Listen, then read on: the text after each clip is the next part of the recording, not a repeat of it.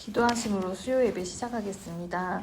사랑해 주님 감사드립니다. 귀한 예배 허락하셔서 주님 앞에 나오게 하심을 참으로 감사드립니다.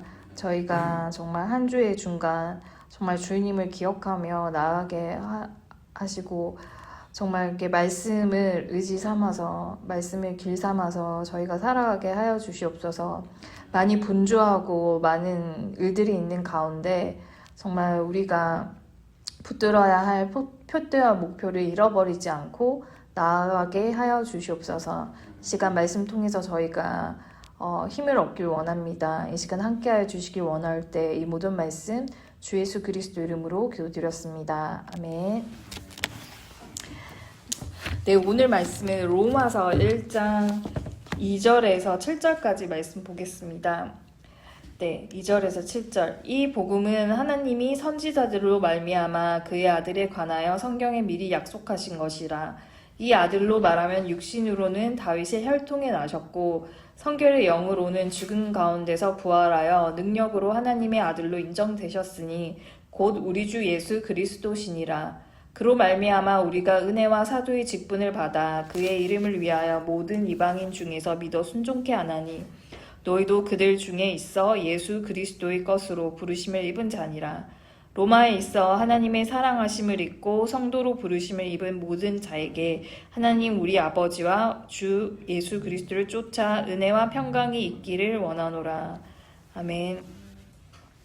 네, 오늘 말씀의 제목은 그의 아들에 관하여 성경에 미리 약속하신 것이라는 제목으로 이 말씀 보길 원합니다.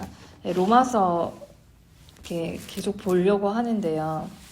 바울은 이렇게 2절에서 복음에 대해 구체적으로 소개하기 전에 이 복음은 하나님이 선지자들로 말미암아 미리 약속하신 것이다 라고 나와 있습니다. 네, 바울은 본문에서 복음에 대해서 아주 중요한 메시지를 전하고 있는데 복음이 어느 한순간에 갑자기 나타난 것이 아니라는 것입니다.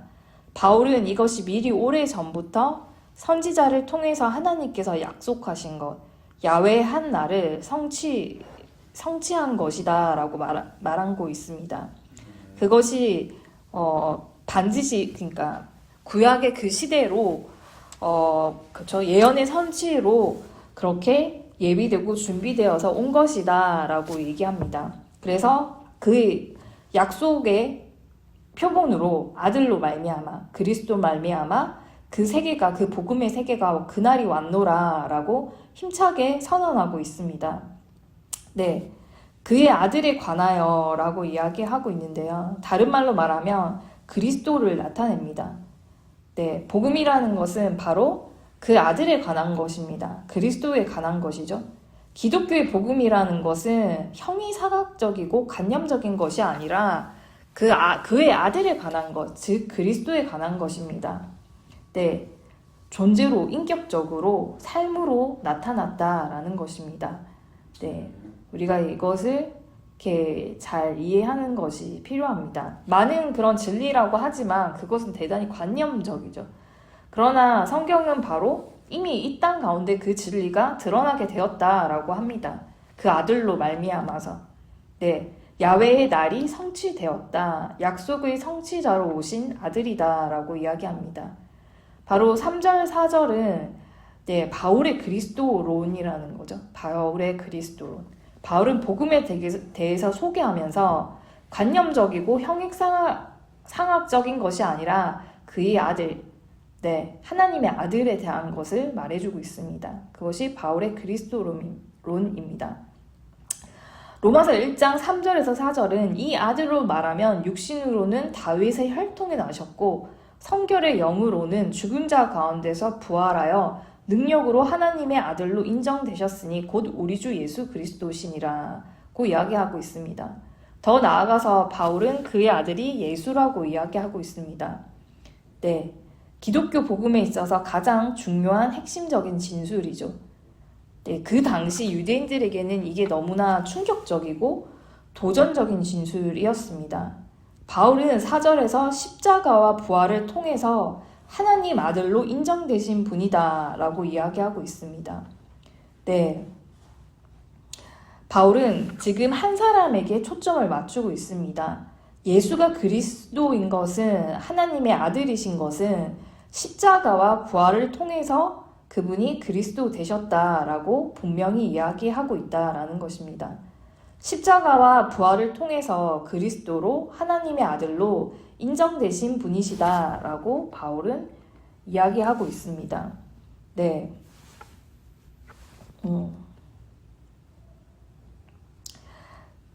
네, 바울은 그 3절에서 4절을 통해서 그리스도가 어떻게 인류의 역사 가운데 약속하신 구원의 한날을 오게 했느냐에 대해서 말하고 있습니다. 모든 죄와 사망, 저주의 역사를 끊어낸 새로운 의와 생명, 축복의 역사를 어떻게 구체적으로 이끌어내었는가라는 거예요. 우리도 이것을 깊이 깨닫고 알아야 진정한 복음의 의미와 복음의 능력을 알 수 있다라는 것입니다. 그리스도와 같은 그런 승리자의 삶을 살아갈 수 있는 것이죠. 그가 그리스도가 되고 그가 아들로 인정받은 것은 바로 십자가와 부활이 있었기 때문입니다. 예수께서 그리스도가 되신 것은 죽으신 후에 다시 살아나셨기 때문이라고 말하고 있다는 거예요. 네, 죽고 다시 산 십자가 부활에 바울은 초점을 맞추고 있습니다. 네, 바로 복음은 아들에 관한 것인데, 그리스도에 관한 것인데, 그리스도의 십자가와 부활에 관한 것이라는 것입니다. 바울이 복음의 핵심이 무엇인지, 왜 예수가 그리스도인지에 대해서 아주 정확하게 이해하고 있다라는 것입니다. 그리고 바울은 십자가와 부활에 대해서 아주 깊은 이해를 가지고 있었죠. 그래서 그는 위대한 복음의 전파자가 됐고 많은 영혼들을 구원할 수 있었다라는 것입니다. 그리하여서 뭐예요? 온전히 복음을 이해해서 죄와 사망의 권세를 끊어내고 승리와 의의 역사를 열어낼 수 있는 그런 자가 되었다라는 거예요. 우리는 이 십자가는 무엇인가 잘 알고 있죠. 자기를 비우고 자기를 낮추는 것입니다. 이것이 희생이고 사랑이죠. 그렇다면 부활은 무엇입니까? 그것은 생명이고 십자가로 말미암은 생명이라는 것입니다. 네, 바로 사랑으로 말미암은 생명이라는 거예요. 많은 그런 영의 역사가 있지만 예수의 영과 다른 영이 다른 것은 무엇입니까? 다른 거는 그냥 영이죠. 근데 예수의 영이라는 것은 성령이라는 것입니다. 그 성령은 무엇인가? 바로 십자가 다음에 부활하신 그런 성령이라는 거죠. 이것이 진정한 영생이라는 것입니다. 십자가를 모르고서는 부활을 알 수 없습니다. 사랑을 모르고서는 생명을 알 수 없어요. 네, 부활이 없는 십자가, 생명이 없는 사랑도 온전하지 못하죠. 십자가 부활은 복음과 그리스도의 가장 중요한 핵심입니다. 누가복음 24장에 보면 엠마오로 가는 제자가 나오는데 부활하신 주께서 그들과 함께 동행했지만 제자들은 알아보지 못해요. 그런데 그들이 떡을 뗄 때, 순환의 의미를 알게 되었을 때, 그리스도의 사랑의 의미, 그리스도의 십자가 의미를 알게 되었을 때 부활의 주님을 보게 됩니다. 그들은 주님이 십자가를 졌으니 이게 뭐 실패다, 이게 다 망했다 이러고 고향으로 돌아갔지만 뭐냐면 그게 실패가 아니라 이게 우리의 죄, 우리 인류의 죄를 살리신 것이구나, 이것을 알게 되었습니다. 떡의 찢어짐은 고난을 상징하는데 이 고난의 의미, 그 고생의 의미를 알고 나서 부활의 주님을 보게 되었다라는 것입니다. 네, 엠마오로 가는 두 제자를 이야기를 보면 십자가 없는 부활은 없다라는 거예요. 부활의 영광과 생명을 알기 위해서는 십자가는 희생이고 순환이고 사랑이라는 것입니다. 네, 그런 얘기 많이 하잖아요. 눈물로 씨를 뿌리는 자는 기쁨으로 단을 거두리라. 네, 요즘 많이 묵상하는데 눈물로 정말 우리가 씨를 뿌리고 희생할 때 많은 열매와 많은 그런 생명들이 낳게 된다라는 것입니다. 네, 그것이 주의 진리이죠. 그것이 복음이다라는 것입니다.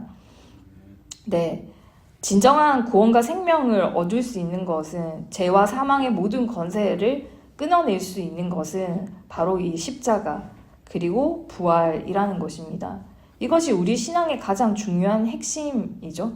가장 중요하고 치열한 그런 그런 근본적인 것이라는 것입니다. 네. 바울은 특히 죽은 자 가운데서 부활하였다라고 합니다. 죽음에서 부활하신 그리스도, 죽음을 이기신 그리스도에 대해서 이야기하고 있습니다. 주께서는 십자가를 딛고 부활에 이르신 것입니다. 이것이 다른 말로 말하면 빈 무덤입니다. 빈 무덤. 모든 생명이 있는 자는 무덤에 갇히는데, 바로 죽음에 갇히는데, 그렇죠. 그의 끝은 죽음이라는 감옥이라는 거예요. 누구도 피할 수 없어요. 그러나 주께서는 그 무덤을 열어내고 사망을 이기셨다라는 것입니다. 모든 사단의 죄와 사망의 권세를 파하셨어요. 그래서 새로운 생명의 역사를 열어내신 것입니다. 이것이 놀라운 승리의 역사라는 것입니다. 빈 무덤 역사가 가능할 수 있었던 것은 오직 십자가 때문입니다. 십자가는 반드시 빈 무덤을 보장합니다. 십자가의 삶을 살아가는 자는 반드시 빈 무덤의 기적을 체험할 수 있죠. 그건 바로 부활이죠. 그런 자들은 죽음에 갇히지 않는다라는 것입니다. 그 인생이 결코 죽음으로 끝나지 않는다라는 거예요. 한 알의 밀알이 떨어져 썩어지면 그것이 그냥 떨어져 썩어지는 걸로 끝나는 게 아니죠. 사랑은 죽지 않는다라는 것입니다. 오히려 많은 새로운 생명의 문이 열리게 된다라는 거예요. 이것이 복음의 진리라는 것입니다. 십자가의 길을 갈수록 우리가 진정 깨닫는 것은 부활의 놀라운 역사가 있구나. 빈 무덤에 놀라운 역사가 있구나를 체험한다라는 거예요. 죽을 것 같은데, 그렇죠. 비우면 다 죽을 것 같고 죽음을 맛보는데, 근데 오히려 뭡니까? 채워지고, 비우면 채워지고 낮아지면 높아지고 죽으면 다시 살게 된다라는 겁니다. 이것이 역설의 진리라는 것이죠. 근데 이것이 체험하는 자들은 그 진리를 알게 되고 몸소 체험하게 되죠. 십자가는 십자가로 끝나지 않고 반드시 부활로 이어집니다. 비워지면 비워짐으로 끝나지 않고 사르밧 가부의 채워짐으로 경험하게 되죠. 내가 낮아지는 것은, 내가 겸손해지는 것은 그걸로 끝나는 것이 아니라, 그렇죠? 지극히 높아진 예수 그리스도처럼 높아지는 영광을 맛보게 된다라는 것입니다. 부활과 생명으로 나아가게 된다라는 거예요. 그러나 이것은 믿음이 없으면, 사랑이 없으면 실천할 수 없는 진리입니다. 그러나 믿음과 사랑을 가지고 이 말씀대로 살아가는 자는 영원한 생명을 맛보게 된다라는 거예요. 자기를 채우는 자는 비워지고 자기를 비우는 자는 채워집니다. 자기를 높이는 자는 낮아지고 자기를 낮추는 자는 높아진다라는 거예요. 자기 목숨을 사랑하는 자는 잃게 되고 자기 목숨을 버리는 자는 얻게 됩니다. 주님은 이 진리를 가르치셨고 이 진리대로 사셨어요. 우리 또한 이 역설적인 십자가의 진리, 복음의 진리를 따라 살아가므로 주님과 같이 부활의 영광, 빈 무덤의 기적을 체험할 수 있기를 원합니다. 십자가는 부활로 나아가는 유일한 통로입니다. 우리가 다 부활하길 원하는데, 그렇죠? 이게 유일한 통로라고 합니다. 기적을 체험할 수 있는 유일한 통로예요. 바울은 이 놀라운 세계를 잘 알고 있는 자였습니다. 로마서 1장 5절에서 6절, 그로 말미암아 우리가 은혜와 사도의 직분을 받아 그 이름을 위하여 모든 이방인 중에 믿어 순종케 하나니 너희도 그들 중에 있어 예수 그리스도의 것으로 부르심을 입은 자니라. 바울은 승리자 그리스도로 말미암아 우리가 얻게 된 축복과 영광에 대해서 5절, 6절에 이야기하고 있습니다. 그것은 바로 은혜와 사도의 직분을 받았다. 그로 말미암아서라는 겁니다. 바울은 예수 그리스도로 말미암아 우리가 은혜와 사도의 직분을 받게 되었다고 합니다. 주님의 십자가와 부활의 놀라운 승리의 역사로 인해 우리가 얻은 것은 은혜이고 사도의 직분입니다. 이것이 너무나 놀랍고 영광스럽습니다. 어떤 값을 치르고 살 수 없는 아주 값진 것이죠. 이것은 우리의 의와 공로가 아니라 그리스도로 말미암아 값없이 선물로 받게 된 것입니다. 우리에게 임한 은혜와 사도의 직분이라는 축복의 진정한 가치를 우리가 알아야 하죠. 그렇죠? 귀가 있어도 듣지 못하고 이렇게 눈이 있어도 보지 못하는 그런 사람들이 너무나도 많은데 우리에게 이 복음이 임했다는 것은 정말 이렇게 놀랍다라는 거예요. 내가 이 신앙을 가지고 이 신앙을 지키고 있다는 것도 은혜예요. 네, 진짜 내가 잘난 것이 없고 지혜롭지도 않은데 너무나 가진 것이 없어서 주님밖에는 그렇죠. 의지할 자가 없다는 거. 그거 하나는 알아서 이렇게 신앙을 지키고 있다는 것도 은혜죠. 근데 내 힘으로 지키는 것이 아니라 하나님의 그런 도우심으로 이것을 우리가 가고 있다라는 것입니다. 그렇죠. 이것이 내가 이 은혜를 깨닫는다는 게 참 귀한 거죠. 우리에게 이것이 임하기까지 어떤 피 흘림이 있었는지, 어떤 고귀한 희생이 있었는지, 어떤 눈물들이 있었는지 우리는 잘 모릅니다. 그러나 이것을 우리가 잊지 말아야 할 거예요. 그렇죠? 은혜를 헛되게 하면 안 되잖아요. 우리가 그 감사를 잃어버리면 안 됩니다. 일단 우리에게 주신 그 사도의 직분을 잘 감당해야 돼요. 제가 이제 사모 모임을 갔었는데, 중국 이제 그 사모들이 왔잖아요. 각 성에, 각 도에. 이렇게 와서 이제 그 사람들이 가운데 앉고 기도를 하는데, 기도를 시작하는데, 어떤 생각이 든다면, 너무 귀하다, 이렇게. 엄청 귀하다, 이렇게. 그러면서 어떤 마음이 드냐면, 죽지 말라고, 살라고. 근데 눈을 뜨면 진짜 초라해요. 진짜 초라하고, 중국 사람이니까 부하지 않고, 몸도 야이고, 나이도 어리고, 근데 그 사람들이 사모들이 모였는데 정말 중국의 축소반처럼 그렇게 느껴지더라고요. 근데 느껴지는 감정들이 너무 귀하다. 이게 중국 대륙의 그런 축소판 같았어요. 그 성을 대표하는.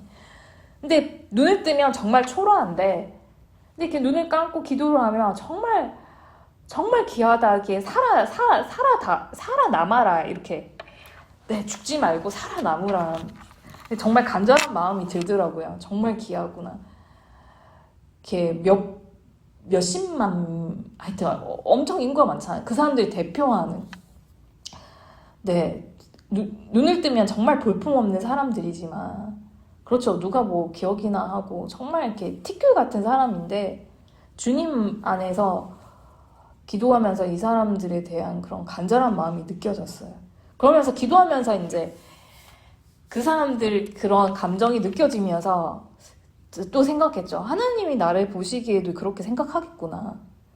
네, 하나님이 나를 보시기에도 나는 별로 나를 가치롭게 여기지 않으니까 하나님도 별로 나를 가치롭게 여기지 않을 것이다 라고 생각했는데, 그 중국의 그 한 사람 한 사람 기도하는데도 정말 소중하고 귀하다는 느낌이 들었는데, 하나님 보시기에 나도 정말 귀할 텐데, 정말 믿음의 그런 대표로 날 세우셨는데, 근데 그게 잘 안 느껴져요.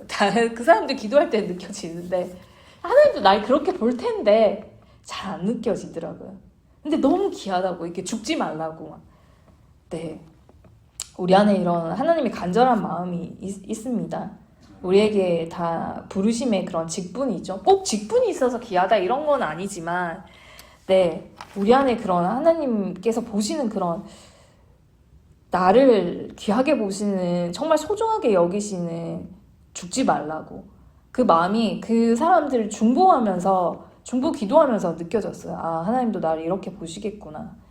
네, 얼마나 그런 걸 잊었는가.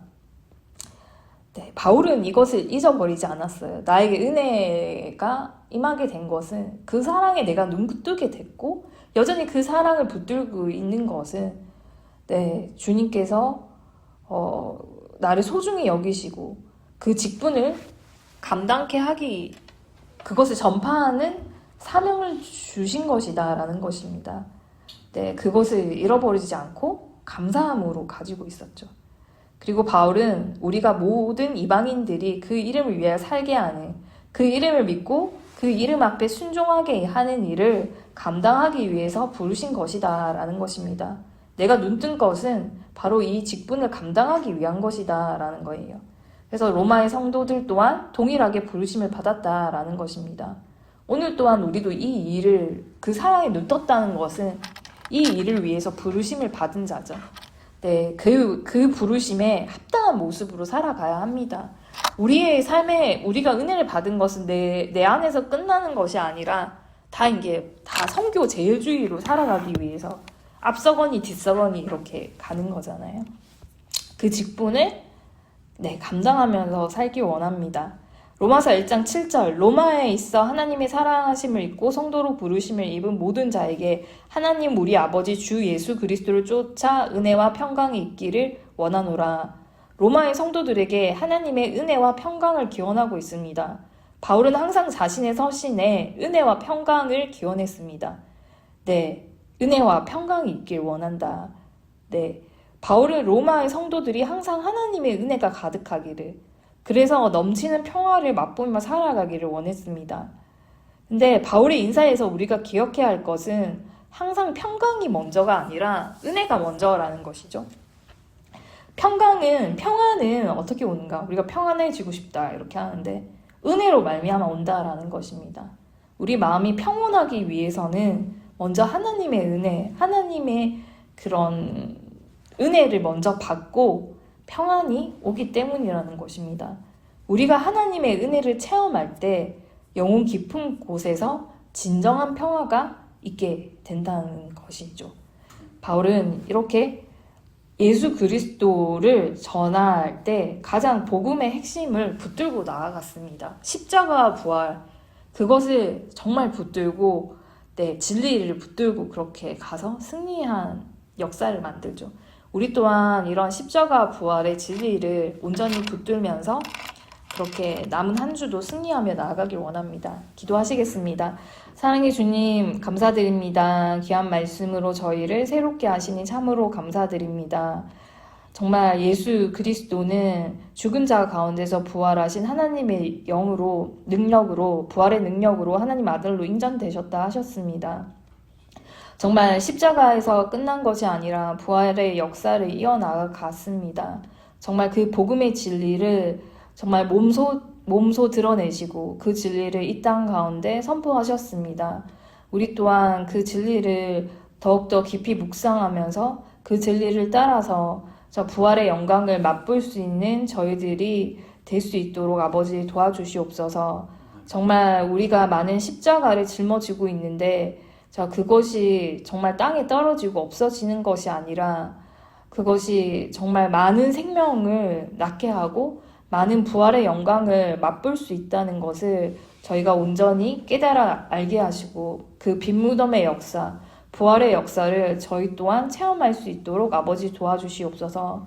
저희에게 은혜가 내린 것은 저희가 똑똑하여서 저희가 능력이 많아서 은혜를 깨달은 것이 아닙니다.